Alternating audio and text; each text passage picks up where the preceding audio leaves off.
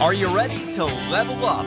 Do you wish to live a life of options and not obligations? You've come to the right place. Thank you for stopping on by to hear knowledge nuggets from Coach Fergie and his top-tier guest to help you lean into your ultimate human potential. Now, let's level up with Coach Fergie. Hey, Varsity Squad. Welcome back to another powerful edition of Level Up Conversations with Coach Fergie with Time to Shine Today Coaching. I'm your host, Scott Ferguson, blessed to be your GAP coach. Specialized in performance, mental conditioning, working with business leaders, entrepreneurs, entertainers, athletes, C-suite, and students to help them bridge their success gap to live a life of options, not obligations. On this platform, we are stoked to bring you high performers who are not just chasing and attaining success, but redefine it through providing above and beyond service. And our really quick knowledge nugget this week, folks, is you ever notice how the moment things get intense, most people speed up, they rush, they force, they react, and that's exactly why they lose most of the time. Stillness isn't weakness, it's a weapon. I had a coaching client, high performer, crushing it on paper, but every time pressure hit, he'd start spiraling, overthinking, forcing bad decisions, trying to outwork the moment instead of control it.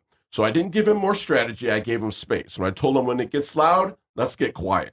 Before big calls, before competition, before tough conversations, he had one job. Slow his breathing down, lock in, and create separation between what's happening and how he responds. At first, it felt wrong to him, like he was falling behind. But what actually happened, he started seeing things clear, making clear decisions, executing without hesitation, because pressure doesn't break you. It exposes whether you can stay in control when it matters most. Most people train action. Very few train composure. And the ones who can stay calm, present, and locked in when everything around them is chaotic, they're the ones who win. So next time, if life speeds up for you, don't match it. Slow it down, because stillness isn't backing you off. It's you taking control. And talking about stillness and some of that's really helped me with my life and getting still and really taking control in the right way. And I'll just say, so if you ever meet someone who doesn't just talk about transformation, they live it, breathe it, and pull it out of you, whether you're ready or not. Today's guest is that guy, my dude, Todd McLaughlin, who is the co-owner of Native Yoga Center right here in South Florida in Juno Beach. He's been in the game for over 30 years, not dabbling, mastering. This man has dedicated his life to helping people sharpen their minds, build resilience, and reconnect with who they actually are, not who the world told them to be. He's not just a yoga teacher, he's a human performance guide, licensed massage therapist, certified in traditional Thai massage straight from Thailand, mentored to the next generation of teachers, and the host of the Native Yoga Podcast, a globally top 5% in the world, squad.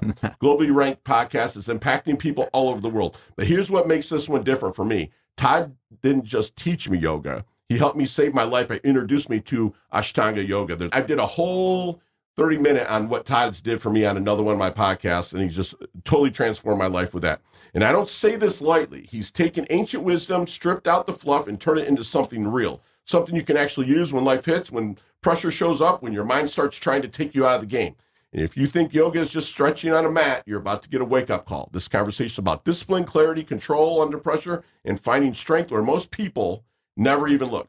So Varsity Squad, welcome to my good friend, Todd from Toddcast, Todd McLaughlin, Native Yoga. How are you, brother? Oh, man, I'm doing so good. Thank you, Scott. I'm really happy to be here. It's been too long to really get here. You were one of the first people I thought about, and the schedule's finally matched up, which is awesome. You've been in the yoga world for over 30 years. So what was the very first moment where you thought, all right, this is more than just stretching? I was in a position where I wanted to level up and better myself. Right. And there was, I want to say in 2000, I stepped into a yoga class that was structured and had a sequence. And the feeling that I got in the experience was so powerful that it just hit me that, okay, I really need this. So I think I had been involved and interested, but there was a moment where it really just, I felt this is it. And this is what I want to focus on. And I'm so grateful. And I had plantar fasciitis so bad, like when in Shannon. Yeah, she moved out of state. I thought of her. Yeah, yes, yeah. But she moved out of state. And she was the assistant for the person who was in the office next to me, and she's go to Native Yoga. So I show up there. I'm like this 300-pound guy, kind of walking in, and you took me in and said, I'm thinking there's going to be a class leader, and I'm not going to be able to keep up. But like what you do, and especially if it's a Mysore session. Mysore is your own practice with an Ashtanga. And I like to say Ashtanga is 8 limbs. That's the literal translation of the word. In squad, to me, Ashtanga, because I'm a former bodybuilder, athlete, it's almost like a bodybuilding yoga in a sense, to where there's a sequence. And if you and I were to train together or do yoga together, you are way past the secondary. Like I'm still stuck in 3/4 of primary. Yeah, yes, But yes. that's what's awesome about it. Why Yeah. Ashtanga? I had that as an evolutionary process where my wife and I had co-owned a studio in San Diego. That's right. Prior Yeah. to opening up Native Yoga Center in Juno. And so we're about to celebrate our 20-year anniversary next week. Let's give her a shout out. Yeah, thank you. Your wife, Thank Tamara, you. is awesome. Yes, too. she is my rock, and I I wouldn't be doing it without her. Random places. Oh yeah, You're that's like, hey, good. what's up? You know? And we were working with a certain specific style that wasn't really speaking to us, and we had heard about the method called Ashtanga Yoga. We knew there was the head teacher's name was Patabi Joyce. He was in a town called Mysore in India. Right. At that time, the internet was just starting to work, and we went on and found that he was there, and we just decided let's go try this method. I had really wanted to go to India and learn from the source of where yoga was originally inspired from. And in the process of going to India and getting engaged with the culture and then signing up to take practice and study with Patabi Joyce, that's where it really opened up for us. And we were like, wow, this is an incredible method. And this is the direction that we wanted to go in. Yeah, and I have been to India and I've seen yogis doing their thing there. Some of them almost look, and I'm not saying this in any derogatory way, but like an animal. Yeah, the way they move, yeah. the way their feet can just grab and become part of the earth. It's insane. It's insane. It's crazy. So it is. A lot of high performers I'm blessed to coach. And so a lot of people out there that are listening right now that tune in to WJNO, they hear yoga and they think slow, passive, or even soft. So how do you reframe yoga as a tool for discipline, control, and performance under pressure? Each person has a certain capacity or level that they would want to enter into the yoga world. And so my teaching has evolved where I still teach Ashtanga yoga 6 days a week and offer that method. And then I also do cater to those that need a more gentle practice, and I teach gentle yoga as well. So I cater to the absolute Where beginner. was that when I started? And I know, right? I know. People have changed over the last 20 years has been an evolutionary. But so in terms of Ashtanga, though, when people do think about the gentle, slow style, they think that's what yoga will be, that I won't get my heart rate up, that I won't sweat, and that it'll be maybe people sitting and chanting Om or doing something that maybe will conflict with their religious ideals or spirituality. But Ashtanga really is just based on breath and coordinating breath with movement. And the movements can be made as challenging as we want. So if we want it to be a triathlon level athletic experience, we can make it that. We can make that happen. But if you come in and you have an injury or you have plantar fasciitis, and maybe you go into down dog and we notice your heels are way off the floor, and we want to start stretching, we can put a little wedge under your heel, and I can start gently coaching you to stretch that out and open that up. So, we meet you where you're at, we bring it either down to a level where it feels comfortable for you, or if you're saying, hey, Todd, I want to be challenged. I really want to excel, and I want to change my body or change my mind, or I want to really grow and empower, then we can do that. And that's what's so fascinating about that method, this method, Ashtanga Yoga, is it has that ability to meet us where we're at. And I affectionately call it bodybuilding yoga. It's because everything is used in every movement, pretty much. And I just remember my first down dog, I couldn't get my heels to the floor because of the plantar fasciitis. Between you and Katie, your sister, right? Yeah. Like getting in front of me and just pushing the top of my butt, and getting the heels to touch him. When I first got him to touch, it was like victory. And I actually cut out everything for about 7 months, any kind of working out, anything, and concentrated on yoga. And now it's a staple 2 mornings, no matter what. But it was like I cut out everything, and that's what really reset me. Like it's a resetting also. That's actually a really good way to do it, because a lot of times if we have a lot of different physical exercises that we're engaged in, sometimes it's good to an elimination diet where you just pull everything out and you start adding things in to see how does each food affect me. If we let go of all the workouts that we do and just start with some yoga and do that for a little while and heal some of the injuries that we have, let the body, we work on alignment as we work on mobility, helping to work with the alignment of the body, then that's something that we are able to really improve upon. And then you can start reintegrating the other exercises that you do and figure out what's triggering these injuries and what can I do to actually heal from these injuries. And puts it back in alignment. That's one thing I noticed is my body became aligned, meaning I would sit taller. And then I did attend a couple of your pranayamas and just the breathing that to this day, my breathing, and believe it or not, is like Wim Hof. Like I can do some crazy stuff with my breath now. It started in your studio. Oh, that's right? awesome. So, for those that don't know what pranayama means, that just means breath control. So the word pranayama is just breath control. We'll inhale and practice holding the breath for a few seconds, exhale. And this has a really effective way of controlling the nervous system. So like in your intro, you were talking about we feel like when we're under pressure that we need to now exert more energy to rise up to the situation. And what you're pointing out is that by slowing down and paying attention to the breath, we can regulate our heart and our nerves so that we're not frazzled and coming in with sweaty palms. You can actually come in feeling like, I got this, and I'm in control of my energy, and In a lot of times people listen to react.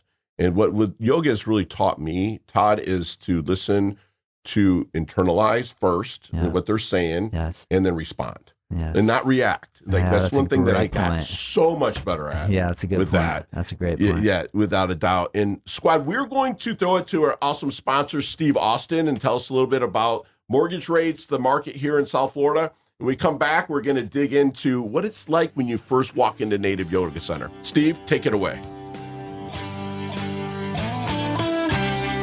Thanks, Scott. Happy Saturday, everyone. This is Steve Austin with the Rise Mortgage Dynamic Team with your mortgage tip of the week. There is more to getting your offer accepted than the purchase price. Being flexible with things like closing timelines and a shorter loan commitment deadline can be what puts your offer at the top of the seller's list. It's important you are working with a team of experts that will put you and each of your offers in the best position to get accepted. Strategy wins deals. To get your strategy in place, give us a call at 561-250-6044. That's 561-250-6044. That's your tip for this week. This is Steve Austin, your branch manager, NMLS 762328 with the Rise Mortgage Dynamic Team, NMLS 1604663, an equal housing lender. Are you looking to finance your dream home, vacation getaway, or an investment property? The Rise Mortgage Dynamic Team and Company is here to help. Steve Austin and his team, their expert loan advisors, combine local knowledge with cutting-edge technology to make your financing process efficient and seamless. Whether it's your first home or your next investment, trust Steve Austin and the Rise Mortgage Dynamic Team and Company to guide you every step of the way. Visit them today and experience the perfect blend of technology and personal touch. Steve Austin's Rise Mortgage Dynamic Team, your local experts in residential financing. Call Steve today at 561-352-9278. That's 561-352-9278. 561-352-9278. NMLS number 1604663. All right, Steve, thank you so much for the awesome update. And yeah, the rates are a little crazy right now, but thank you so much for the update, and I'm so blessed for your sponsorship. Todd, you helped me personally in a massive way, which I've said over and over again. But when someone walks into your world in this yoga center, struggling mentally or maybe even emotionally, what are the first things you look for to start working with them? You know, my first goal is to help you feel welcome. That you're not intimidated. I know it can be intimidating. I was intimidated when I walked into the yoga room in India. I was really nervous about what was going to happen. And it was a little scary. And it seemed like everybody else knew what they were doing. And I just felt like a fish out of water. So I think that the first thing really is just to help you feel comfortable. And so whether that's just here, just put your shoes over here. Right. If I even get a sense that somebody doesn't really want to fill out paperwork right then, I'll be like, let's just do all that after. Let's just go ahead and go in the room. Yeah. Let's get you set up. Let me give you a little time to get organized. And then the first thing too is I don't want to overwhelm you with information. I figure let's just get the ball rolling.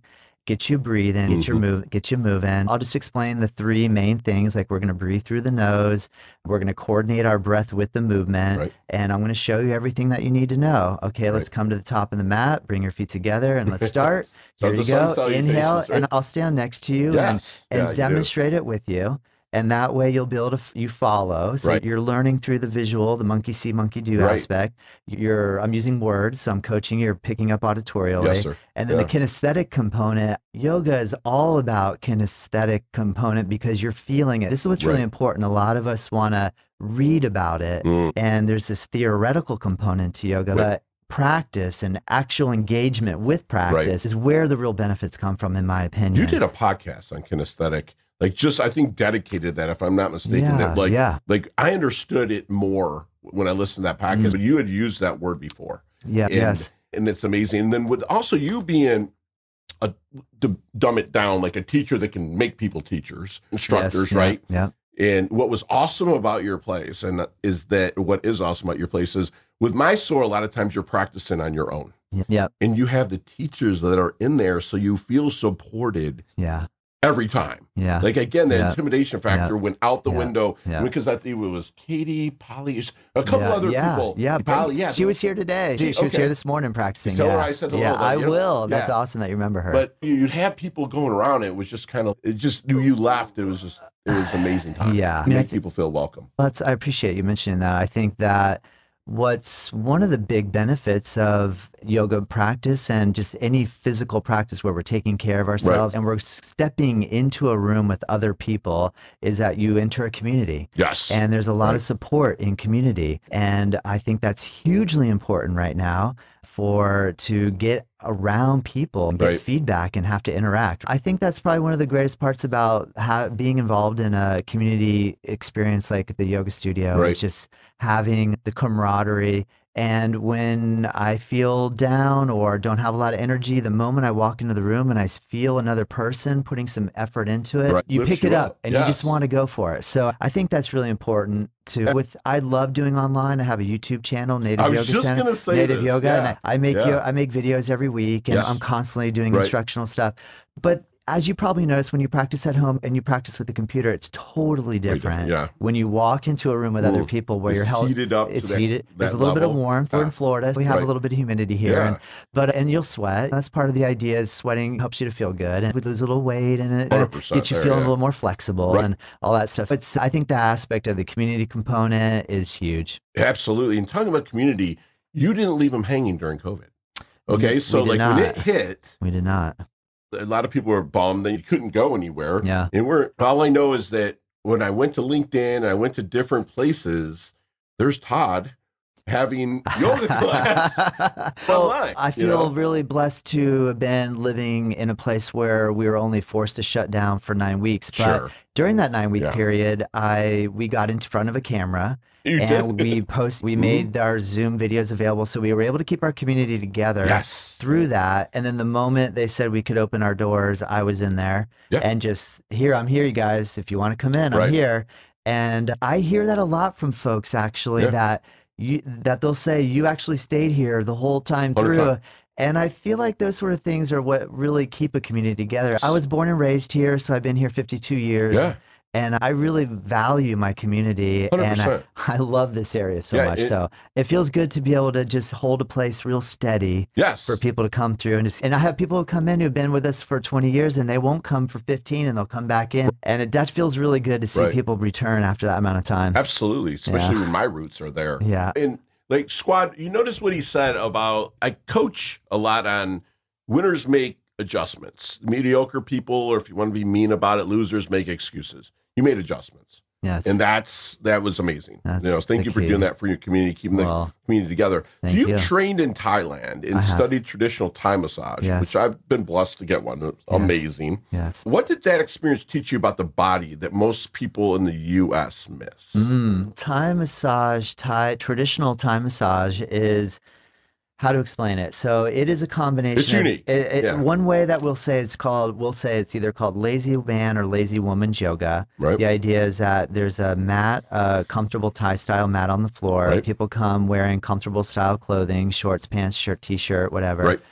And I do assisted stretching with you while working acupressure point work. So it is a perfect or complete blend of yoga and massage. Right. The big difference on the yoga part is you stay relaxed the entire time. Right. What I hear most people say they love about Thai massage, when they go for a regular massage, like you're laying on a table and the therapist might move you around a little bit. Thai massage does a lot of joint mobilization. So we'll take the shoulder through a full range of motion and work acupressure points in all the tight areas. So I think the combination of the joint mobilization with the soft tissue pressure, with the acupressure, that it just really seems to work great for people. I feel like it's really a version of physical therapy, like assisted physical therapy, even more than just, I'm not a physical therapist. I'm not a PT. I'm a licensed massage therapist. But it is a form of physical therapy that is just phenomenal. And going to Thailand, I studied in 2001 with my teacher Chung called Setakorn, and I was able to go back in 2004 and take Thai massage teacher training to teach people how to do Thai massage.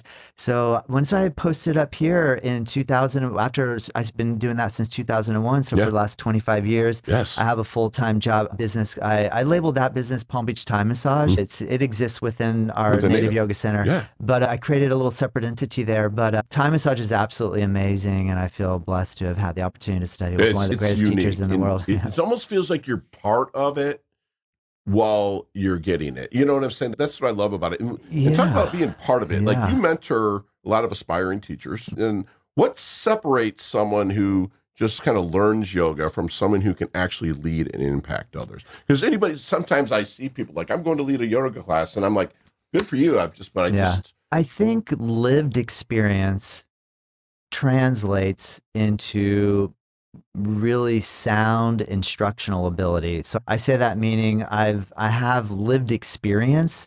So I've spent a lot of time working and practicing and learning, and I keep going back and doing continuing education with some of the best people I can find.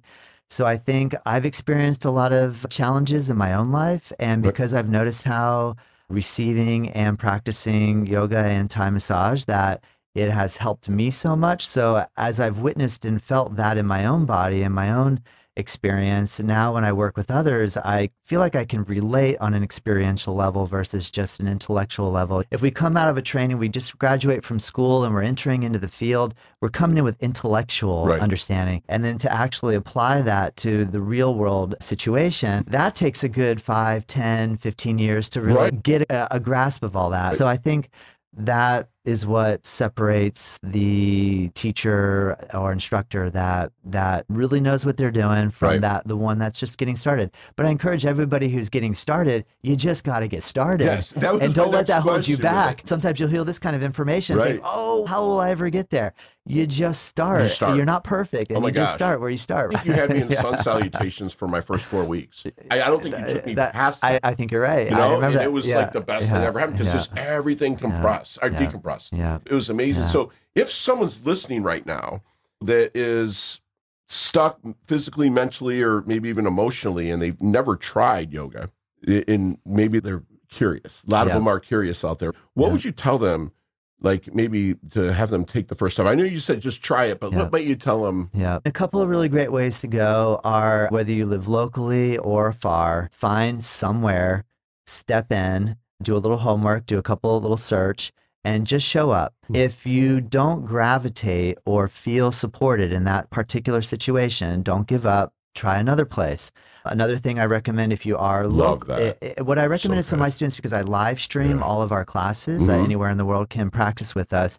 Some people are nervous, so also take a live stream class, be at home. You don't have to worry about performing. No one's watching. The good thing about coming into a studio is we're watching and we can give you advice. But being at home, it's really nice to not have pressure on you. So that's one way to take the pressure off, is just start with a video at home. And the main takeaway I'd like to just add is that if you step in somewhere and it is a little too one way or another, if you're not wanting super physical, very physical, there is a way to practice it where it can be more supportive of what you need. And if you walk in somewhere, it's a little, you can feel like, oh, it's too spiritual, or it's a little too much. I want something more like concrete with the physical. There's that too. You gave me that.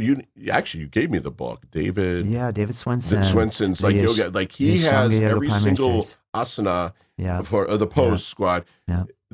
Broke down to where here's blocks, put them under your legs. Here's this, so you can learn it.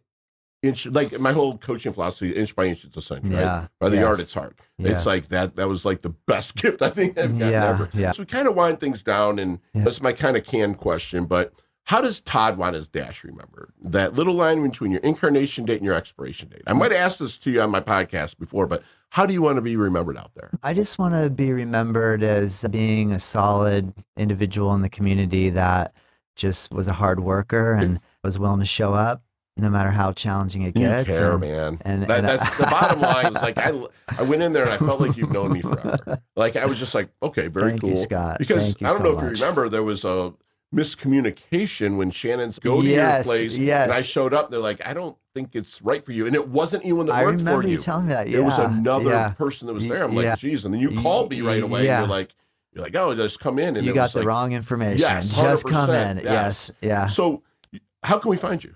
Website, nativeyogacenter.com, YouTube at Native Yoga, Instagram at Native Yoga. My podcast, Native Yoga Toddcast. Today I celebrate my 6-year anniversary, and so I think website probably just will give you the links to everywhere. Yes, and everything will be in the show notes. Yeah. And also as a gift, the first person that calls 561-440-3830, 561-440-3830, and says Toddcast or text to that, I'm going to pay for 1 month membership for them. Yes. If that's okay with you, Todd? Thank you so much. Are you kidding me? That's amazing. And they can be found at 833 Donald Ross Road in Juno Beach in the Plaza Lemire. It's just awesome. Go there. Text me if you're going to go. I might even just show up as well. So, Thank you, Scott. You're an inspiration. I appreciate Thank you. Thank you to my producer, Brian Mudd, to WJNO. Everyone go out and have a great weekend. Level up. Love your guts.